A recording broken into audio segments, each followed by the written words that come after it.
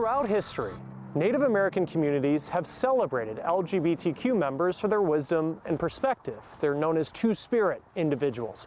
Alexa Liacco spoke with a man who hopes we can look to history to break down prejudice today.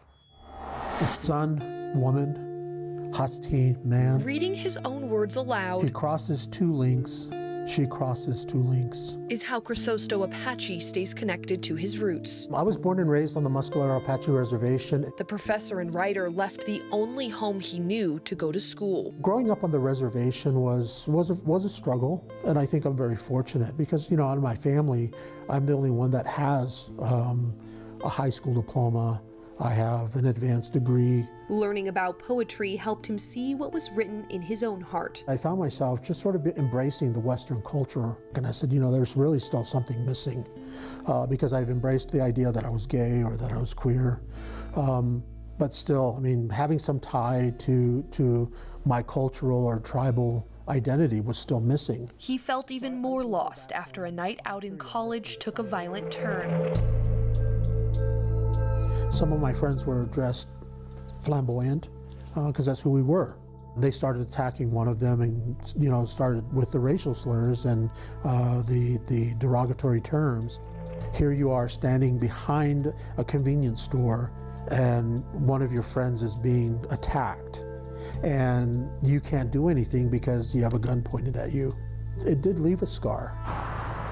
But it helped him realize the lessons he needed to learn about himself were back home. I found out that many tribal communities embrace the idea of the two-spirit identity. Many Native American cultures have long recognized members of the LGBTQ community as two-spirit individuals. Men and women who possessed both male and female characteristics were often tribal leaders, respected for their perspective and knowledge. So they had a vital role in the community, and they were not seen as outsiders. And the Denver Indian Center, it's literally an all-purpose building, is hoping to be a place every member of the community is included in present day. It's a place that we want our community to feel safe and to feel comfortable. Rick Waters runs the center. He says Western culture can make it tough for two spirits to find acceptance, even with their own tribe. Part of Indian culture is respect. And so you respect people for who they are. But we live in a society where we have a lot of influences coming at us and we're immersed in things, and by habit, we're not as objective as we want to be. But with every event welcoming people here and every word Crisosto writes, these men are working to make change. How Native Americans allowed people to participate and to exist as they were meant to be is something that is non-threatening. It really doesn't hurt a community to have everybody participate with purpose.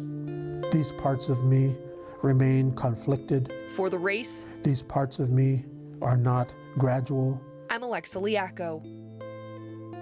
What booming populations mean for Native American communities, next on The Race.